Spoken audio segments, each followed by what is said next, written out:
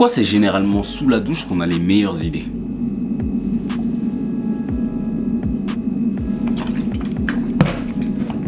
Mes meilleures idées, sous la douche et en voiture. Et la nuit. Mais la douche, c'est particulier. Il doit avoir un truc dans l'eau. J'étais en train de réfléchir à une idée pour la vidéo. J'arrivais pas à la structurer. Donc hier, en faisant mon soin pour les cheveux, j'étais en train de réfléchir et j'ai trouvé en fait. Et je me disais que j'arrivais pas à trouver mon pourquoi. Pourquoi je faisais certaines choses, pourquoi j'avais envie de faire certaines choses. Et avant, je sais que la plupart des choix que je faisais, ils étaient caractérisés par mon ego, par le fait de vouloir remplir mon ego, le fait de vouloir se montrer, le fait de prouver plutôt que de m'incarner. Et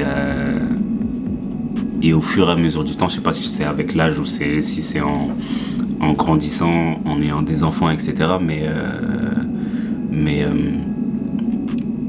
ma vision de la vie par rapport à certaines choses, en tout cas, elle a changé. Je sais que c'est particulièrement aussi depuis ma tentative de suicide. Et il y a énormément de choses qui ont shifté. Et ouais, j'étais beaucoup orienté vers l'extérieur, beaucoup à vouloir prouver, beaucoup à vouloir montrer, à me mettre en avant, etc. Et aujourd'hui, ça a shifté parce que je me rends compte que les rêves que j'ai, les choses que je veux accomplir, elles sont plus du tout orientées vers les mêmes choses. C'est-à-dire que le fait de pouvoir posséder certaines choses aujourd'hui, ça me remplit pas autant que de vivre des expériences, tu vois. Aujourd'hui, je sais que mes rêves, ils sont plus orientés vers des expériences de vie. Je veux pouvoir vivre certaines choses, je veux pouvoir voir certaines choses, je veux pouvoir juste goûter. Mes rêves, il y a des rêves que j'ai, ils sont tout bêtes, hein. Ça peut être des trucs tout cons, genre... cet été, par exemple, le dernier été, là, j'apprenais à faire du skateboard. C'est d'ailleurs des vidéos, les vidéos, il y aura une nouvelle section que je vais poster sur la chaîne, qui va s'appeler, je sais plus exactement comment elle va s'appeler, je crois que c'est la liste de vie. Et j'ai une liste dans mon téléphone dans laquelle j'ai inscrit toutes les choses que j'aimerais faire dans ma vie ou savoir faire dans ma vie, toutes les expériences que j'aimerais pouvoir vivre. Et je me rends compte que oui, la plupart des expériences, elles sont pas basées sur des choses que j'ai envie de posséder. Par exemple, avant, j'avais le rêve de pouvoir avoir une belle voiture, etc. Après, les seules choses pour lesquelles je suis content de pouvoir posséder, c'est d'avoir un toit sur la tête. Même si la maison, je la possède pas totalement parce qu'elle appartient encore à la banque. Mais le fait d'avoir un toit sur la tête, je trouve que c'est une des choses pour lesquelles je suis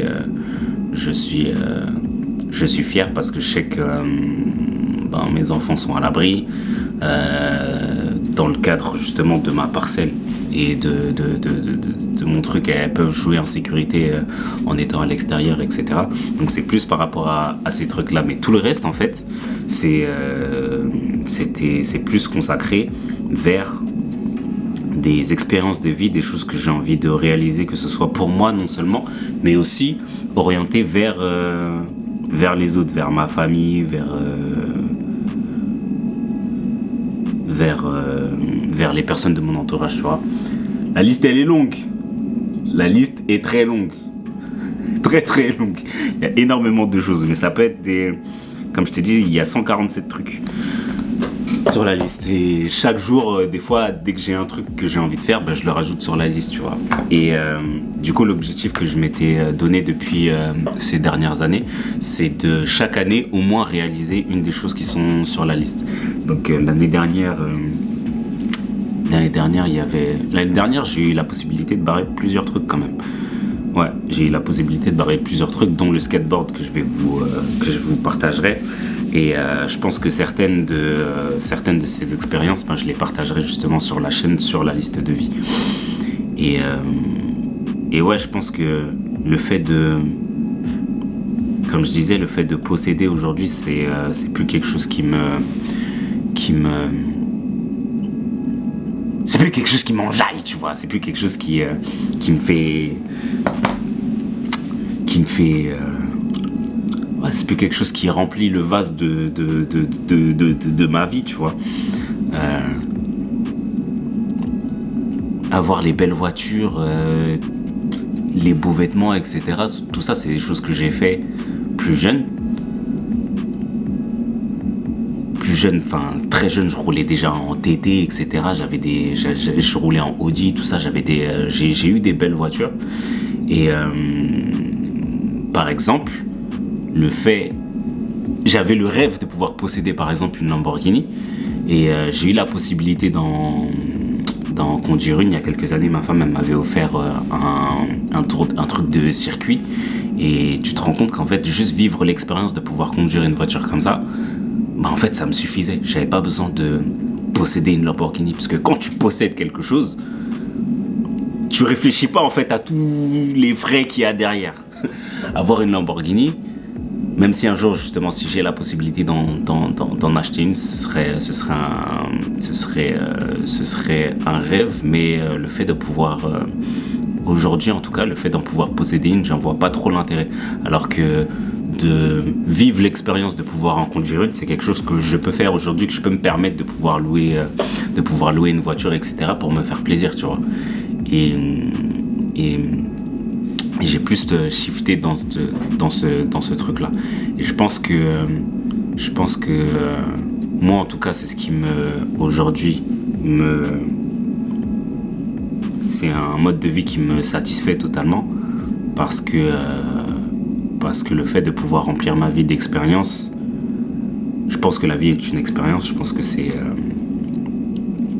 une expérience qui doit être vécue. Et bien sûr, il y a des expériences qui nécessitent des sous, tu vois. C'est aussi pour ça que je bosse, parce que je veux pouvoir me voir certaines choses. Je veux pouvoir avoir la possibilité de voir le maximum de choses avant de partir. Parce que cette vie qu'on nous a donnée là, cette vie qu'on a, on n'en a qu'une.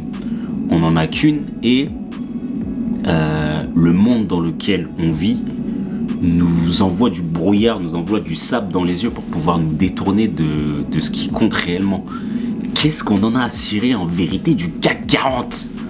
Des taux d'intérêt. Mais ça, c'est des taux... Ils nous ont enfumés avec toutes ces choses-là. Et je me dis, des fois, je réfléchis, mais les taux d'intérêt, la bourse...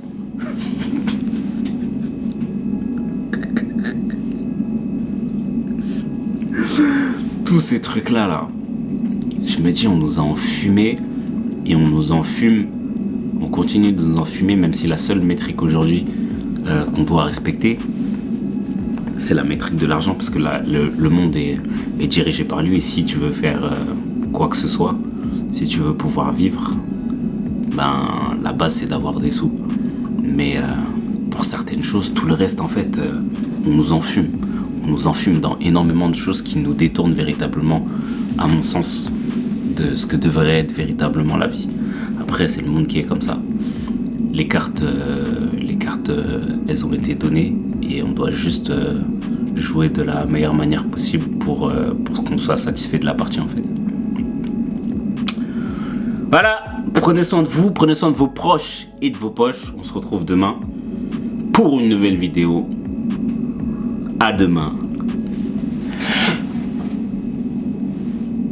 Peut-être. La marge brute. Le bénéfice net.